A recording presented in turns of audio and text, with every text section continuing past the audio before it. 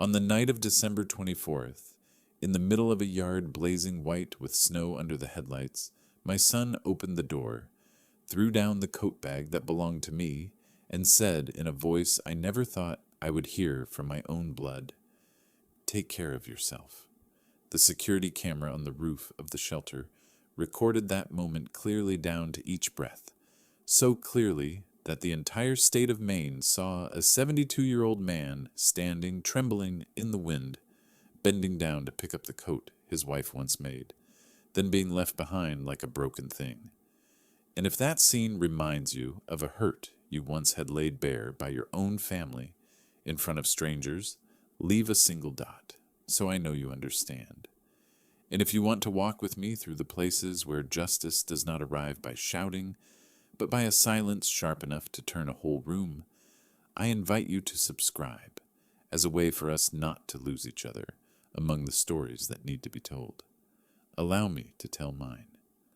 On the night of December 23 in Coastal Point, there is always a very particular kind of wind, a wind sharp as a blade, sliding through the wooden houses along the coast and slicing away any warmth left in the air.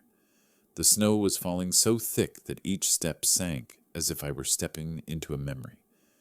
This small town was usually peaceful, but tonight, as I stood at the end of the hallway, looking at the glimmering Christmas lights on the porch, only one feeling crept into my chest: cold. And no, not the cold of winter, but the cold when you realize the house you built with your own hands, with your own money, with your own labor, no longer considers you its owner.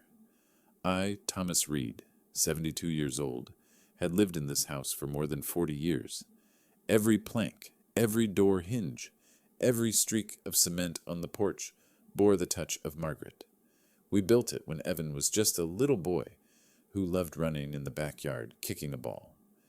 After Margaret passed, the house became too wide and too quiet for me to stay alone. So I handed Evan the keys and said, "Move in. I still have the little room on the first floor. This house belongs to our family." I didn't know that one day that sentence would be twisted into something else. Tonight, I stood in the house with my name on the deed, yet felt like an uninvited guest. The warm yellow light in the kitchen no longer warmed me. The kids' laughter no longer eased my heart. Everything seemed to be slipping out of my hands, slow but sure. I walked down to the kitchen to get a glass of water. The cabinet was locked with a red child-proof latch. I stood there for a few seconds, trying to understand why the cabinet was locked on such a cold night.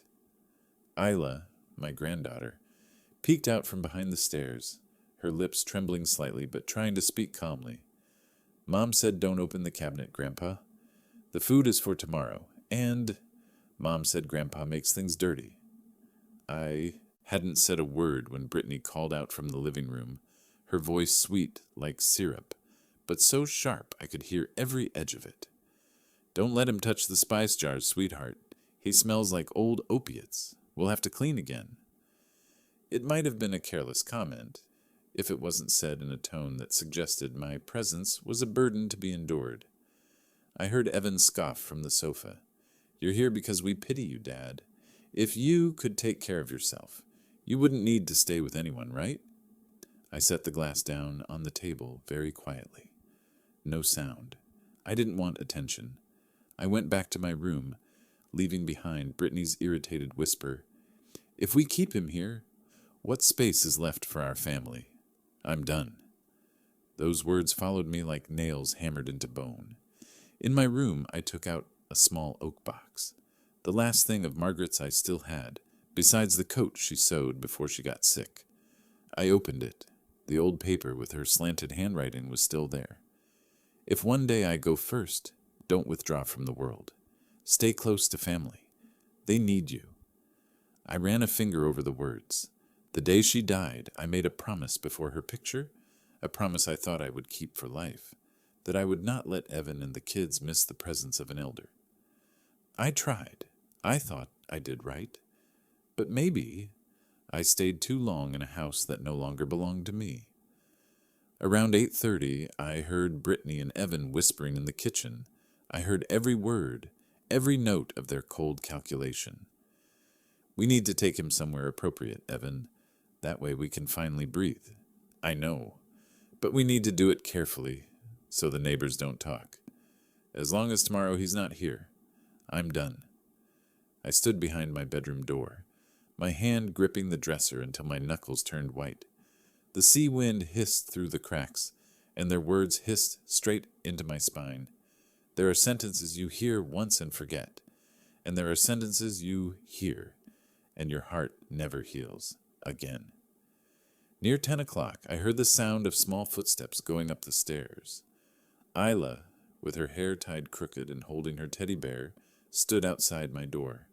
Grandpa, Mom said tomorrow you have to go somewhere. Will you come back? I bent down, smoothed her messy hair, and tried to smile without shaking. If I go, I'll always remember you. She hugged me tightly, stronger than I thought a child could. She whispered just loud enough for me to hear, I don't want you to go. Brittany's footsteps echoed up the stairs. Isla, bedtime! Don't bother him! The girl let go.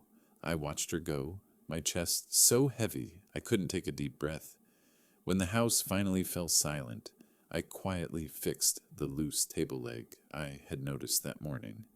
No one asked, no one cared. But I did it because I was used to being there when things needed hands. I replaced the stairwell light bulb, the one Evan said he'd look at tomorrow. I worked in silence, not to be thanked, not to be noticed, just to feel useful. But deep down, I knew. Sometimes silence is not humility. Silence is when you've been pushed out of the family portrait you once built with your own hands. I had just put my tools away when Evan appeared in the doorway. His face was in shadow, but his eyes were bright, not the way a son looks at a father, the way a man looks at an asset he's deciding to move or discard. Dad, he said, his voice stripped of any warmth, tomorrow you won't be here anymore. A sentence so light the wind could carry it away, but it fell straight into my heart, heavy as lead.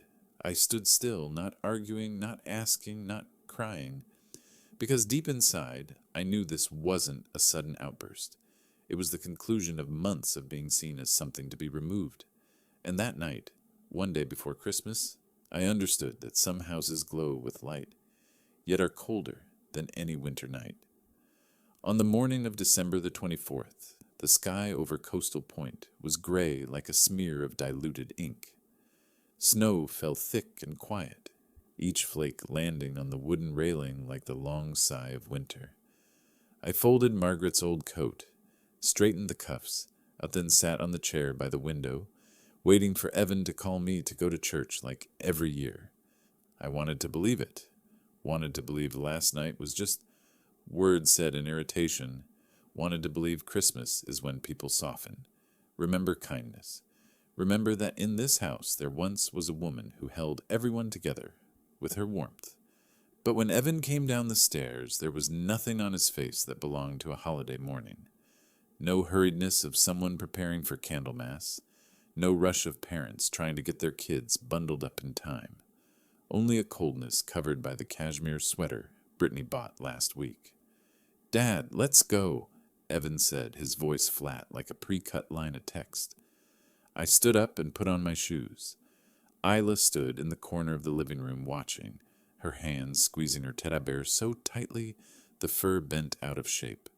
Her eyes told me enough. Sometimes children sense the truth before adults do.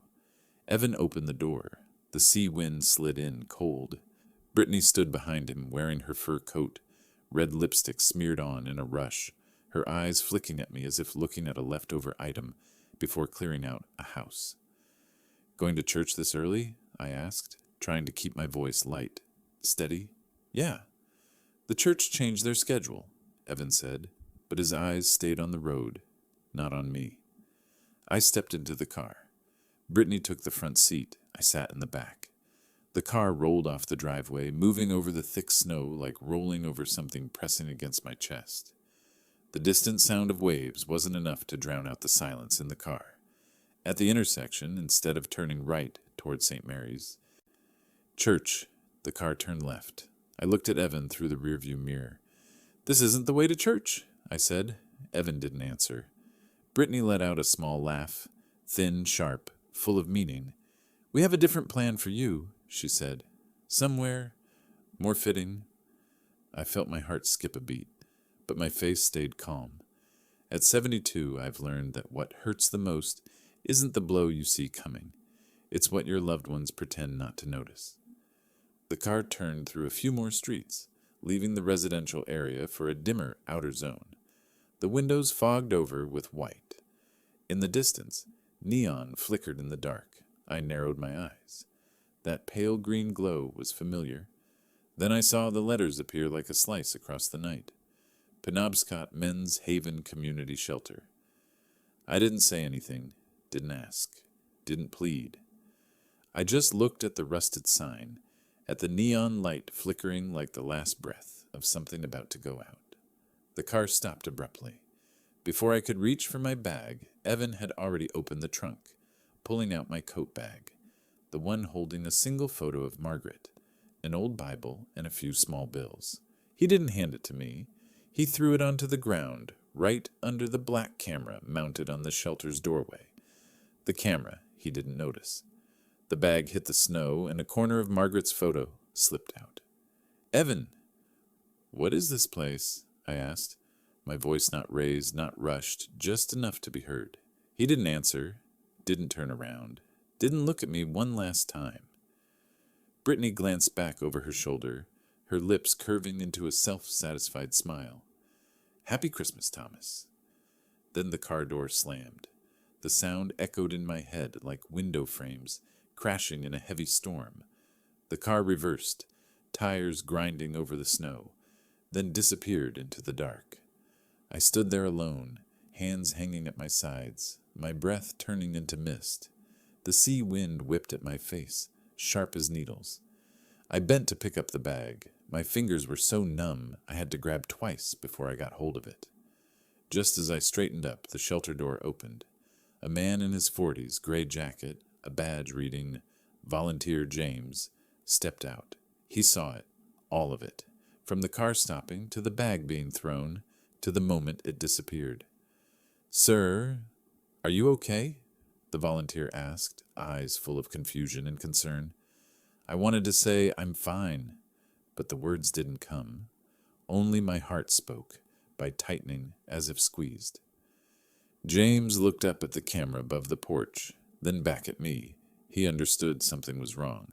"Sir, I'm calling a welfare check, okay? Just to make sure you're safe." I nodded. James took out his phone and dialed the Penobscot Police non-emergency line.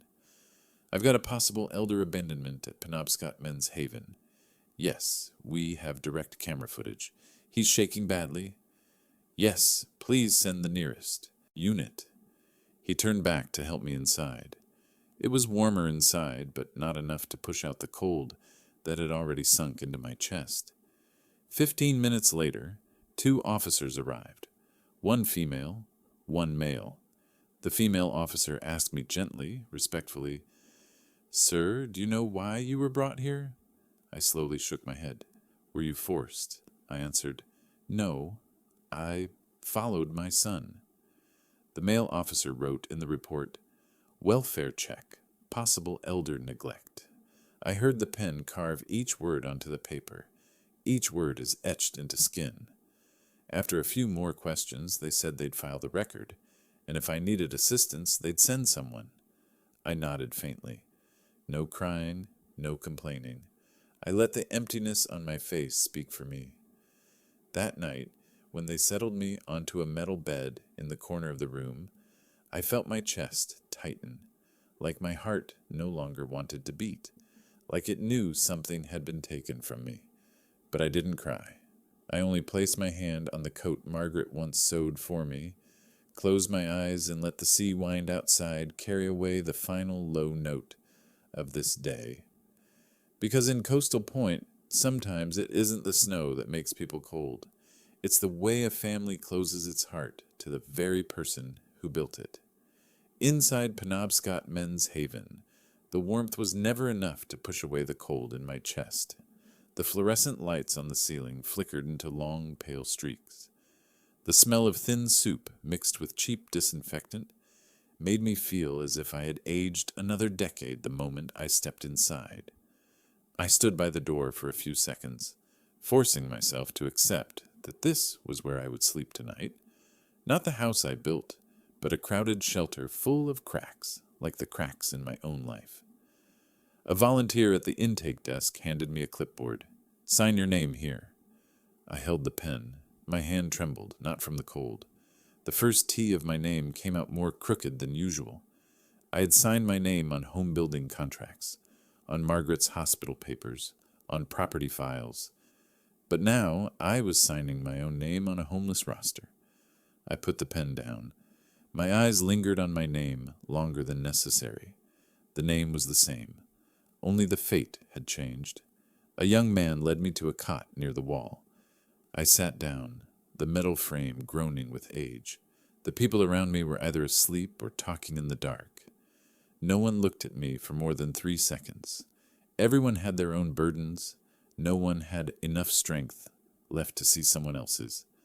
I opened my coat bag. My fingers brushed something soft and familiar. The coat Margaret made for me. I pulled it up and pressed it to my face. A faint lavender scent, the soap she always used, still clung to the fabric. Just smelling it froze me in place like I'd been pulled backward into the years when she was still beside me. I lay down, resting my head on the coat. It was the only thing tonight that carried the warmth of a real family. And then the memory came. The night Margaret died, snow was falling thickly outside, her hand holding mine, warmth leaving her skin bit by bit.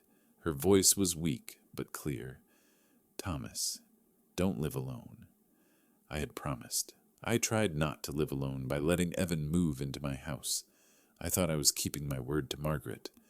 But lying here, in an unfamiliar shelter, I wondered if I had misunderstood her. I sat up, still holding the coat like it was my own heart. Then I reached into the pocket and felt something stiff. I took it out, a quick pick lottery ticket, dated December 22nd. I let out a short laugh, the laugh of someone who has nothing left to lose. I remembered that day I stopped at the convenience store to buy things for Evan. With a few small bills left, I bought a ticket. Not because I believed. Just a small habit. A way to remind myself that maybe something in the world still had room to be kind to me. I looked at the numbers. The paper was wrinkled, but the ink was still clear. No one cared about this ticket, but it sat in the pocket of Margaret's coat, and because of that, it became the only thing tonight that still belonged to me. A female volunteer walked by. She placed a wool blanket over my legs. "You're really cold. Call me if you need anything." I nodded. She looked at me for a moment, then said something I had not heard from my own family in a very long time. "You matter, even if someone chooses not to see it." Her words were like a dry piece of wood falling into frozen water. Small, but enough for me to hold on to, not out of hope, but because it reminded me that I was still a person, not a discarded object. She walked away, leaving a thin trail of warmth in a room colder than the outside. I pulled Margaret's coat close to my chest and closed my eyes. I couldn't sleep. I only heard coughing, snoring, and someone murmuring in their dreams.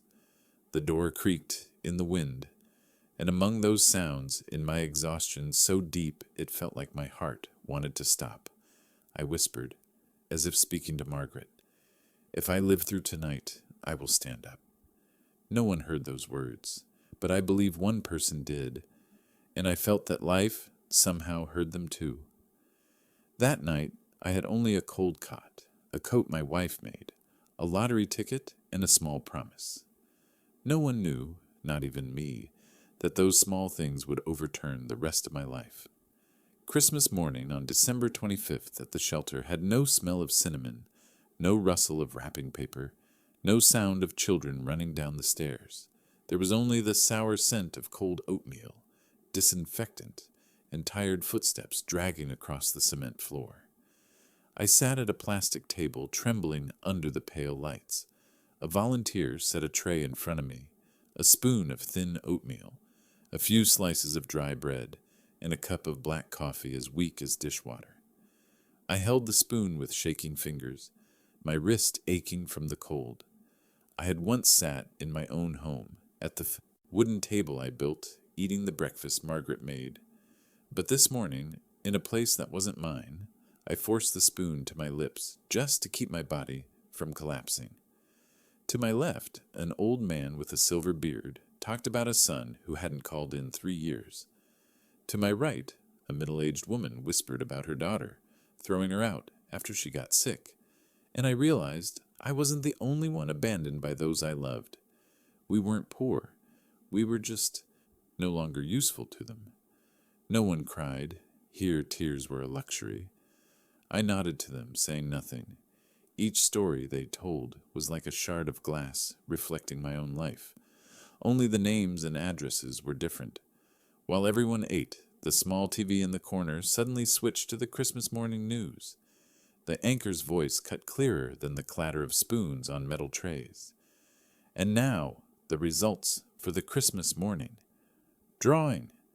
I almost stopped breathing. My heart pounded, a feeling I didn't think I had the strength to feel last night. I set the spoon down, my hand instinctively reaching into my coat pocket. The quick pick ticket was wedged there. I had touched it 100 times since last night, but hadn't dared think about it. I pulled it out, opening it carefully like something fragile. On the TV, the numbers came up in clusters. 06, 14, 23, 37, 48, 52. My hands shook violently. I looked down at my ticket. 06, 14, 23, 37, 48, 52. Every number matched. Not a single digit off. I blinked twice. 3 times. I held the ticket closer to my face to make sure the flickering lights weren't tricking me. But no. Everything was clear as the sun behind the foggy window. I had won. I had won $3.8 million. No one around me knew what had just happened. A man beside me was still complaining about cold oatmeal. Another was asking for more sugar. The shelter was as noisy as any other morning. Only me sitting in the middle of the crowd, holding a small slip of paper heavier than my entire life. I looked back at the TV. The anchor continued. Because today is the 25th, the lottery office will reopen on the 26th to validate the winning ticket. I slumped back into the chair, not out of despair, but because too many emotions hit at once. I had won, but I had to survive tonight, and I couldn't tell anyone. In a shelter, news about money spreads faster than the sea wind outside. One careless word could make me a target for eyes desperate for something to cling to. I folded the ticket and slipped it back into the pocket of Margaret's coat. My hand stayed on that patch of fabric longer than usual. They could take the home I built, throw me out without looking back, but they couldn't take the ticket in my wife's coat. I stood, stepping back toward the wall where I slept last night. The room buzzed with noise, but in my mind, there was only one question. Margaret, is this your last gift to me? I looked at her photo, the one I always kept in my wallet. Edges worn, colors faded. I set it on my knee, my eyes never leaving her smile. All these years I never believed in coincidence. I only believed in my own hands. The hands that built a house, raised a son, held a family together. But the lottery ticket sitting in the pocket of the coat my wife stitched, on the very day I was thrown out into the cold, that wasn't a coincidence. That was a message. I gripped the edge of her coat, feeling every stitch still intact despite the years. Stitches sewn by the woman who stayed with me for more than half my life, the woman who would never leave me out in the cold. I exhaled, not out of sorrow, but because something in my chest began to warm. Just a little, like thin sunlight sneaking through a dusty window. The 26th would come. I would walk into the lottery office. I would verify the ticket, and no one alive knew that now, except Margaret. I drew a deep breath, stood straight, and spoke to her photo in a whisper like a vow. I will not fall, Margaret. Not tonight. not ever again. On the morning of December the 26th, I woke before the first light, not because I had rested well, but because the lottery ticket in Margaret's coat pocket kept reminding my heart that today was the deciding day. I called Jonah over, handed him the ticket, and said in a near whisper, "Do you know who can show me how to check this? I've never done it before." Jonah looked at me longer than usual, then nodded, pulled out his phone, and called the Maine Lottery Claims Center, speaking with patience I had never seen in any stranger. When he turned back, he laid a hand on my shoulder and said, "Mr. Thomas, they said you can verify it this morning. Do you have your ID? I'm going with you." A simple sentence, but heavy enough to remind me that kindness sometimes comes from people you've never known. We left Men's Haven while the world was still fogged in morning mist. I walked slowly, my knees aching, but oddly my heart stood steadier than ever. The Maine Lottery Claims Center sat in a small building. Nothing fancy, no cheering crowds, just an old reception counter and cold white lights. I handed the ticket to the staffer, a middle-aged woman with a firm, serious gaze, and watched her inspect every detail, hold it under a lamp, type the numbers into the system, print 2 sheets, then turn the monitor toward me. She said plainly, "The ticket is valid." In that moment, my ears rang, not from shock, but because, for the first time in years, someone spoke to me without a trace of pity. She continued explaining the payout options, a 20-year annuity or a lump sum. After taxes, the lump sum would be about $2.2 million. I stared at the number, knowing this wasn't just money. It was a way, out of the night of December 24th, a road away from the coldness of the people who shared my blood, a chance at a life I thought I no longer had access to. I signed the claim form, my handwriting slow but steady. Then Jonah guided me outside just as the sky began to brighten. We had taken only a few steps when a reporter, wearing a WMTW 8 badge, rushed toward us with a cameraman behind her. "Mr. Reed, we heard you're the winner this morning. Could you share a quick thought?" I straightened my back and looked into the camera. Evan's face flashed in my mind, along with the words he said on December 23rd. "Tomorrow, you won't be here anymore." Then Brittany's eyes went wide when she locked the kitchen cabinet, as if she were locking away the last space I had left. And finally, Margaret, her voice shaking on her last night. "Thomas, don't live alone." I said just one sentence, so short even the sea wind wouldn't have had time to carry it away. Yesterday I was left at a shelter. No tears, no trembling, no justification.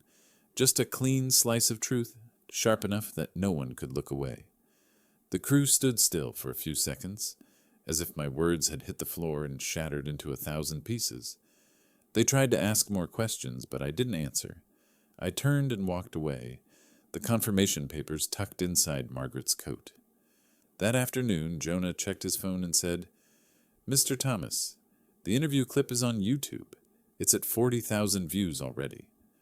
I glanced at it, my gaunt face, my old coat, my gray hair, standing against a backdrop of gray snow, and below it a swarm of comments from strangers, all asking how a family could abandon their father on Christmas Eve. I didn't feel joy or victory, only lightness, the kind that comes when a stone is finally lifted off your chest. When we returned to the shelter, a staff member squeezed my shoulder. "You're the pride of Men's Haven, Thomas." I smiled, not a big smile, but the first real one since the day Margaret left me. That night I lay on the same old cot, but for the first time it didn't feel like I was sinking into the bottom of a well without end. In Margaret's coat pocket was the paper that would change my life. The interview spreading slowly but surely, and more important than anything, truth had finally taken my side. In just 24 hours, my life had turned completely around, and I knew with certainty, when I leave this place, I will carry with me the promise I whispered to Margaret in the dark, that I will rise in a way the whole world will have to see. December 27th began with the phone ringing nonstop from the shelter's temporary office. Jonah moved back and forth between the intake desk and the dining tables, answering calls and apologizing to everyone. I still sat over a bowl of cold oatmeal, but for the first time I couldn't taste its sour dullness. My mind was elsewhere, on the small YouTube screen where the short interview video was spreading like a winter wind. It had started with 40,000 views, but by the morning of the 27th, it passed 100,000. By noon, 200,000. And by afternoon, it climbed into the top trending on Maine with more than 120,000 upvotes. In just a few hours, strangers from every small town in the region were talking about the one sentence I said on camera. Yesterday, I was left at a shelter. One sentence, short, but enough to explode across the state. I didn't understand what Reddit was. Jonah explained, it's where people post stories and images, and when they see injustice, they speak up. He then held out his phone. The small screen showed thousands of comments, strangers reacting fiercely. I can't believe they did that. Maine doesn't treat parents that way. This needs to be investigated as elder neglect. Somewhere else on the internet, someone requested access to the shelter's CCTV from December 24th. Jonah and the shelter manager coordinated with non-emergency police because it involved possible elder abandonment, and because I agreed the camera footage could be shared. Just hours later, the CCTV appeared on Reddit. Evan opening the car door, throwing my coat bag onto the ground, then leaving without looking back. Me standing in the wind, shivering, asking a question no one answered, the car pulling away as if fleeing its own shadow. I watched it only once, enough to understand. Sometimes justice doesn't need a courtroom. It only needs a camera and the truth. The footage spread even faster than the interview. Bigger outlets like NewsNation, People.com, and USA Today, local picked it up. They didn't change my words, didn't embellish. They posted exactly what the camera captured. That evening, I sat in the corner of the shelter's dining room, watching the light cast onto the wall. Outside, snow drifted softly. Inside my chest was a strange feeling, not satisfaction, not revenge. More like watching a storm roll in from miles away, the kind I hadn't summoned, but knew would fall directly on the house that pushed me out. December the 28th, the storm reached Coastal Point. I wasn't there, but I knew everything through the internet. A woman living on the same street as Evan's house live-streamed on her phone. She stood on her porch, pointing toward the green wooden house, the house I built with my own money and hands. In the live stream, her voice was steady as stone. This is the house that abandoned its father on Christmas Eve. One calm sentence, but sharp enough to slice a family's reputation clean through. The clip reached 1.2 million views in less than 12 hours. Coastal Point was a peaceful town. People knew each other through farmers' markets, fish festivals, and community meetings. When something rotten happened, the whole town sensed it the way one senses damp wood before a storm. And now all eyes turned toward the house that used to be my family's home. In part of the live stream, the woman zoomed in on the fence in front of Evan's house. Several neighbors stood there speaking quietly. An older man said, "Thomas lived in this town for decades. I've never seen him do a wrong thing." Another answered, "And they left him on Christmas Eve." A third, younger voice added, "People like that, they dig their own grave." I watched with a still heart. Not joy, not pain, just stillness. Some humiliations happen in front of strangers, as on December 24th, under the flickering neon of the shelter. But some arrive slower, cracking open like ice under pressure. That was the humiliation now settling on Evan and Brittany. I knew they were inside the house. Evan was surely clutching his phone, watching the neighbor's clip. Brittany is probably pulling the curtain shut, but leaving a small gap to peek outside. The kids were too young to fully understand, yet old enough to feel the changed looks from neighbors. Karma doesn't knock, it pounds. I remembered Margaret's words. "Thomas, don't live alone." And strangely, after decades, I had finally understood something I'd never considered before. Being alone isn't living by yourself. Being alone is living among family who no longer see you as a person. And here, in a shelter full of strangers, I felt warmer than I ever had in my own home. Jonah handed me the phone and said, "Mr. Thomas, the whole state is standing with you. No one's on their side anymore." I smiled, a thin, quiet smile. I didn't want pity. I only wanted truth, and truth was spreading everywhere. That evening, YouTube notified Jonah. The interview had reached almost 1 million views. No longer slow viral. It was surging like thawed snow rushing down a swollen stream. Community Facebook pages across Maine shared the article with my photo outside the lottery center. Many comments told stories of older parents treated the same way. I read every line, leaving nothing unread. Someone wrote, "I wish my father were still alive so I could take better care of him." Another said, "Evan and Brittany will never hold their heads up in this town again." And when I set the phone down, I knew one thing. I didn't need to lift a finger. I only needed to let the truth walk its own path. December the 28th, Jonah handed me the phone the moment I sat up on the coal cot of Men's Haven. With just one glance at the screen, I knew the storm of humiliation had officially reached Coastal Point. In front of the house I once built with my own hands, where Evan and Brittany were living, 3 news trucks were parked like a barricade, forcing the truth into the open. The spotlight from WMTW-8 lit up the yard as if they were staging a scene of guilt. The reporter standing in the freezing wind, mic steady in her hand, her voice solemn.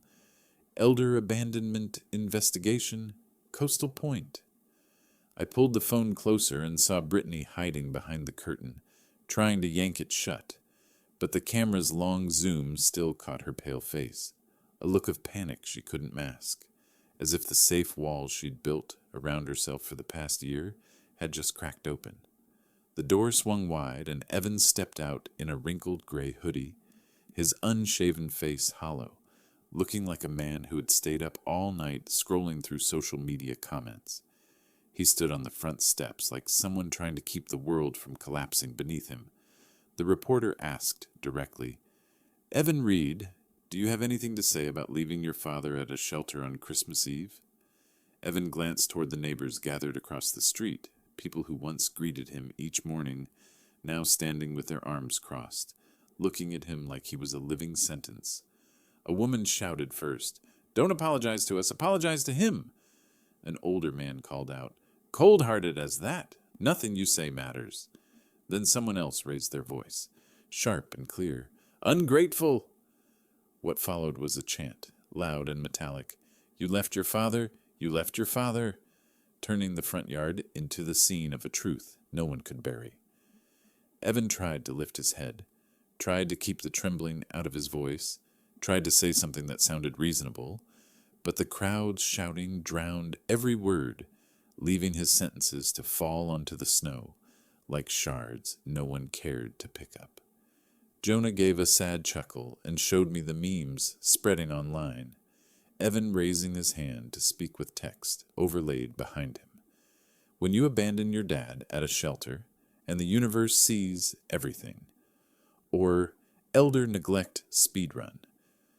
I didn't understand memes, but Jonah explained enough for me to know Evan's apology had become raw material for jokes across the entire state.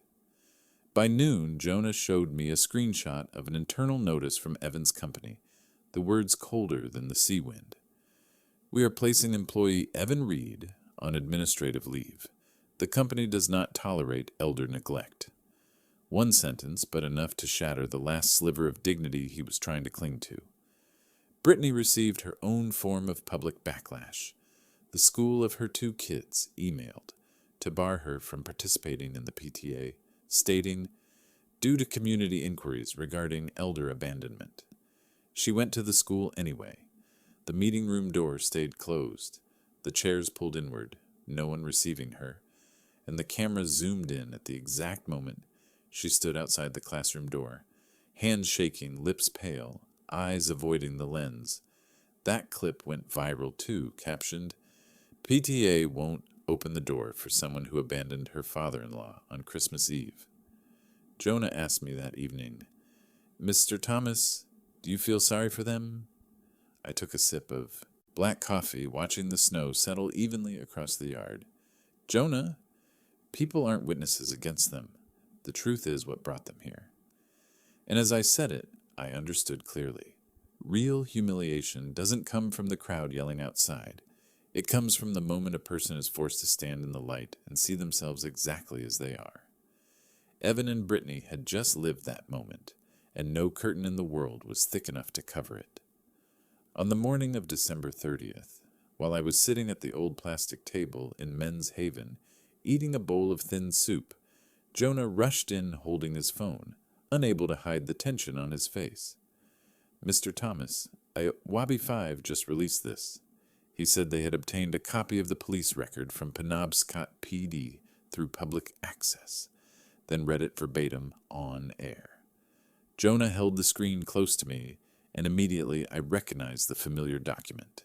The welfare check report from the Penobscot Police Department, the paper the officer wrote the night they left me at the shelter door, the paper I thought would sit forever in some cold drawer at the PD, now displayed in front of millions like an indictment needing no attorney. On the screen, the Wabi 5 reporter stood in front of Bangor City Hall, holding the police record, her voice reading each word like a confession that couldn't be denied. Welfare check, December 24. Location, Penobscot Men's Haven. Subject, male 72. Condition, disoriented, wearing insufficient winter clothing. The final line struck like a gavel hitting the bench. Wearing insufficient winter clothing. No metaphor, no softening, no escape. Just a cold, precise, necessary sentence. Jonah exhaled. Mr. Thomas, the whole state is shaking. And he was right. Within hours, the police record appeared on every major platform. Reddit, Twitter, Facebook, Maine forums, and even out-of-state outlets like Boston Globe Local and WMUR New Hampshire. No one was discussing emotions anymore. No debates about right or wrong. Because a police record has no feelings. It only records truth. And this truth cut deeper than any online comment. Evan and Brittany had left me without signing a single legal document.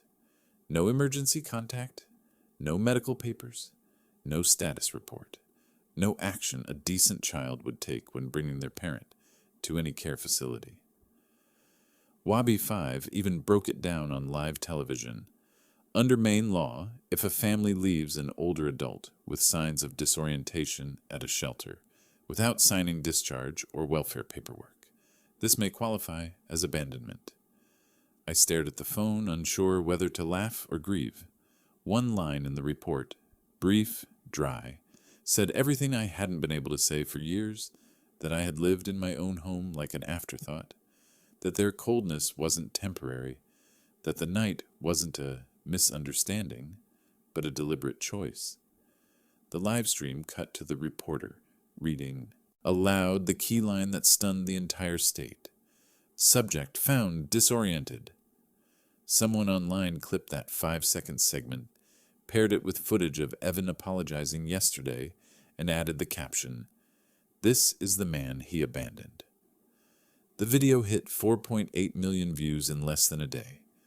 In Coastal Point, Evan's neighbors stood in their yards, staring at his house the way one might look at a museum of public shame. A Reddit comment read, "Leaving your elderly father out in the cold is bad enough, but leaving him underdressed? There's no word cruel enough for that." Another wrote, "He didn't just abandon his father, he abandoned his humanity." I sat in a corner of the shelter, watching everything unfold, and the only feeling that washed over me was a stillness so deep it bordered on pain. The truth was no longer my story. It had become a public police record. It had become national evidence. It had become the voice of millions. Nothing is stronger than that. No apology could stop it. No public relations video could fix it.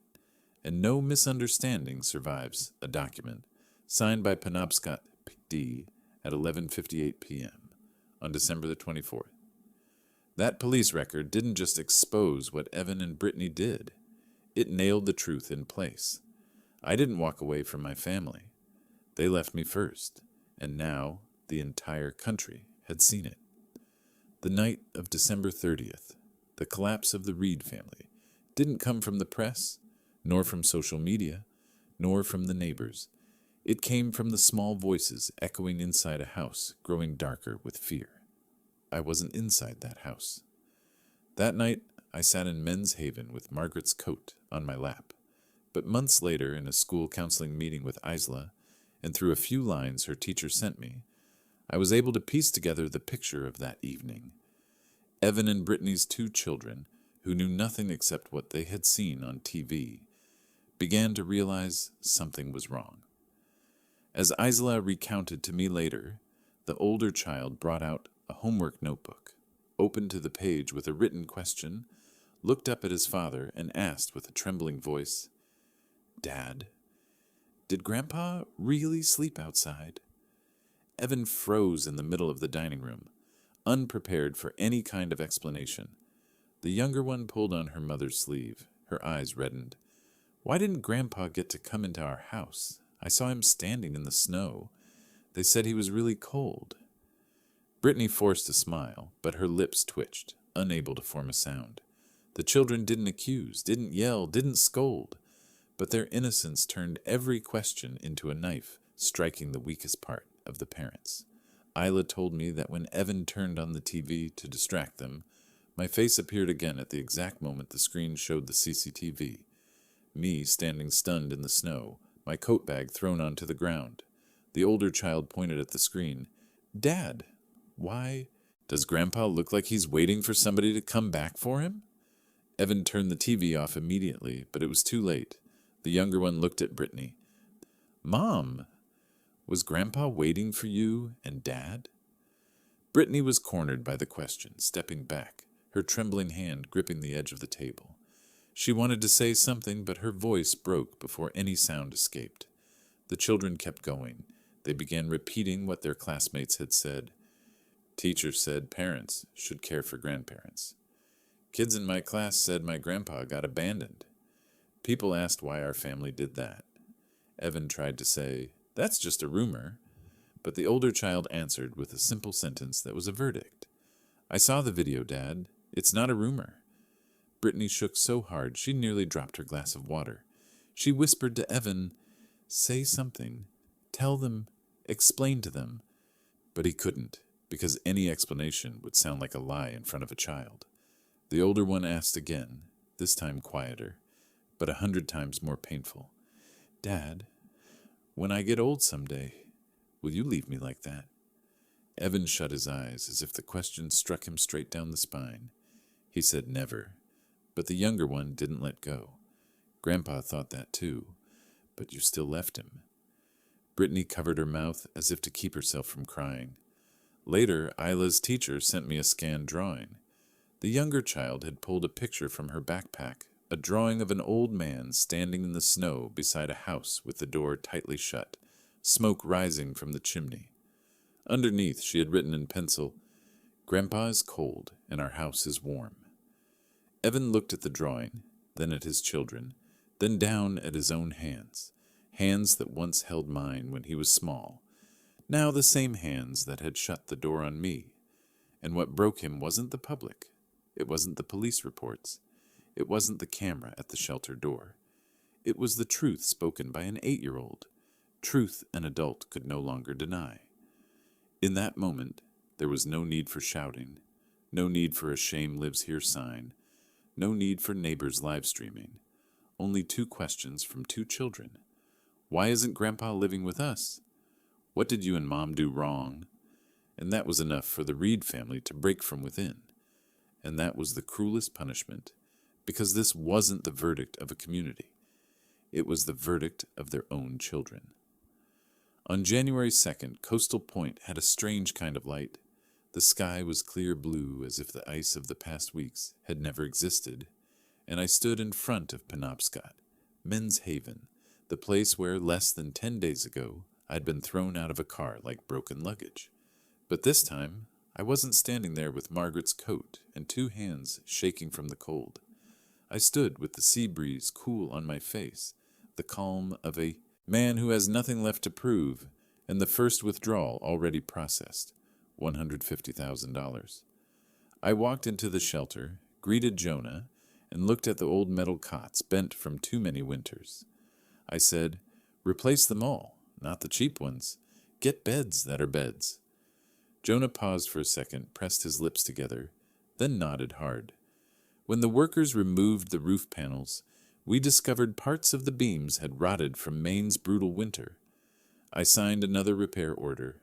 No bargaining, no hesitation, no thinking about Evan. I thought only of the people who shared that cold room with me on the night of the 24th. The names I remembered: Clyde, the silver-haired former sailor; Andre, who lost his job 10 years ago; old George, who clutched a torn blanket like he was holding on to the past. When the new beds arrived, the smell of pine filled the room, like someone had opened a door and let light pour into a place that had known only shadows. The WMTW-8 cameras arrived just in time to catch me handing Andre a new blanket, then helping old George arrange his pillow.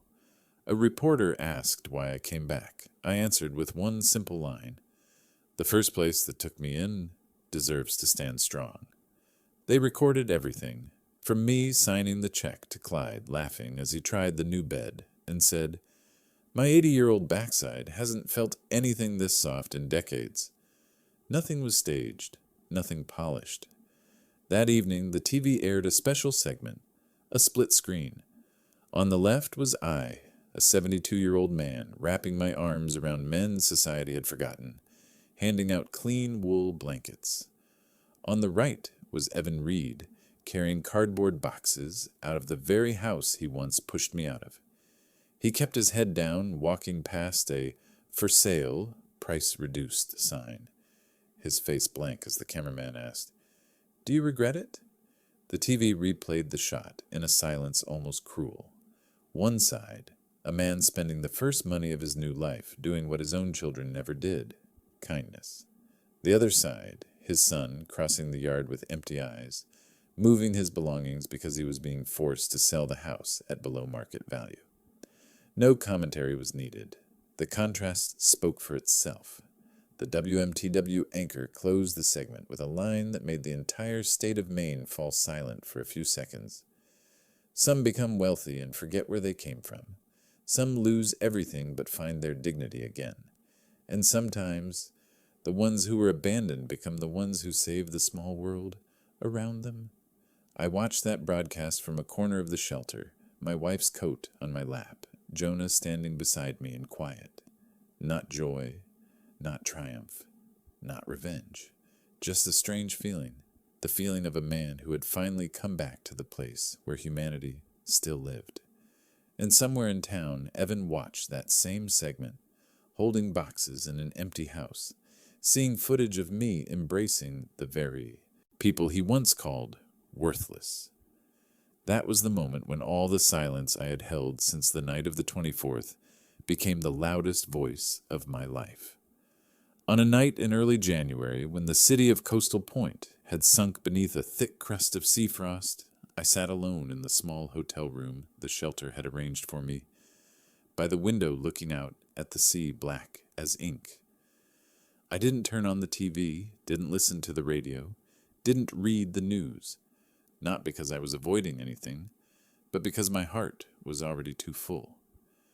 In the corner of the dresser, I saw the old wooden box Margaret used to keep on the bedside table, the one I had never dared to open since she passed. My hand trembled slightly as I lifted the lid, and on top was a thin envelope, written in her familiar slanted handwriting. "Thomas, open when you feel lost." I sat down, drew a long breath, then opened the letter. Margaret's handwriting was soft as the wind across the old fields. "My dear Thomas, if one day I am no longer beside you, please do not punish your heart with loneliness. Let someone take care of you, or take care of yourself. You have lived your whole life for others. Please spend at least the rest of it loving yourself." The letter rested in my hands, as a piece of her heart returned after a long journey. I didn't cry. The tears couldn't come, because the mix of loss and comfort in those words clenched my chest too tightly.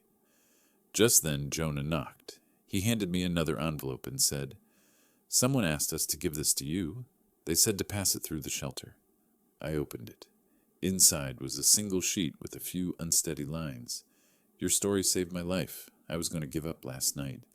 But when I saw you stand tall in that old coat, I thought maybe I could try one more time."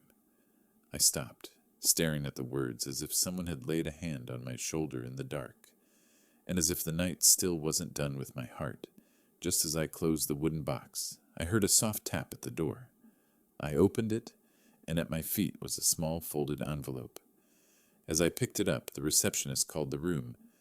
"Sir, a little girl had a relative leave a letter for you at the desk. They said they didn't want to disturb you, only to place it at your door." I looked at the shaky purple handwriting. "Isla." "Grandpa, it's Isla. I miss you. Mom and Dad said things I didn't understand. But I saw the video, and I didn't know. I'm sorry. I love you." Isla couldn't have come herself. She must have written it in secret, asking a trusted adult, maybe her grandmother, a neighbor, or her teacher, to deliver it quietly so no one would notice. An 8-year-old child, in the middle of the chaos the adults created, still found a way to let her heart reach me, and that hurt me in a way no broadcast, no camera, no apology ever could.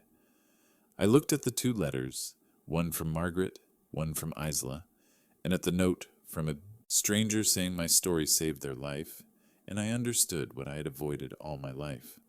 What I needed was not revenge. It was the reminder that love still existed somewhere, even if so fragile that you had to bend down to pick it up. That night, I decided to forgive Evan and Brittany, not to lighten their guilt, but to let my own heart breathe. But forgiveness does not mean returning. It does not mean stepping back into a house that once locked the kitchen cabinets because of me. It does not mean forgetting the night of the 24th. Forgiveness only means I do not let them define the rest of my life. I stood up, as Margaret told me to, and I moved forward, as Isla hoped. Forgive, but do not go back. In early February, I left the hotel, left behind the days cold enough to snap a weak-hearted man in half, and drove down the coastal road heading south of Coastal Point. The snow had thinned, and the ocean gleamed as if coated in silver. At the bottom of a small slope sat an old wooden house, long left empty, facing straight toward the Atlantic, where every morning the sun rose as if lit from beneath the water. I bought that house with only a small fraction of the lottery money, but to me it was the only luxury worth having. Peace. I spent 3 days sanding the floors, fixing the stair steps, replacing the lights, and cleaning each window clouded with sea salt. And when the first afternoon light spilled through the living room window, I hung Margaret's photo in the brightest corner, the place where sunlight touched the wooden frame like a gentle hand across her face. On the table by the window, I set the old wooden box holding her letter as a reminder that the rest of my life must be lived with the kindness she always believed in. After that, I called Jonah and asked how to set up a small fund. On February 14th, the Margaret Reed Fund for Seniors officially appeared in Maine's state registry, a fund named after the woman who taught me that compassion is never a losing investment. I requested no launch ceremony, no press, no banners. The fund had only one purpose, to help older people who had been forgotten, to give them a warm place to rest, money for medicine, and a new blanket when winter returned. Jonah cried when he signed on as co-manager. I shook his hand and thanked him for giving me a reason to stand back up during days when my heart felt like it had no room left for the future. By the next Christmas, I sent 200 gift packages to every shelter within 3 counties. No sender name, no photos attached, only a small line taped to each one, a little warmth for those who kept the world warm before us. I went back to the house, facing the sea, set a kettle on the stove, and opened the window to let the sound of the waves fill the living room. No TV, no news, no social media.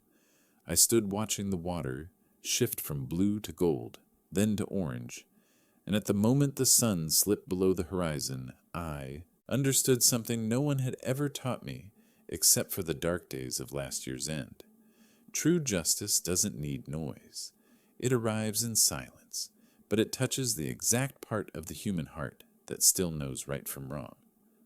That night, I brewed a cup of tea, set it beside Margaret's photo, looked into her eyes, and spoke the final sentence of this journey, the one I wanted the world to hear, but not through anger. They left me in the cold, but the world needed only one day to show them where the real heart is. If you've stayed through the end of this journey, I truly thank you. Some stories are not only meant to be heard, they're meant to remind us that sometimes justice doesn't require shouting, only a heart patient enough to walk through the dark. If this story touched you in any way, a memory, a wound, or a truth you once swallowed, I warmly invite you to follow, so that when you need a place to lean, stories like this will find their way to you right on time.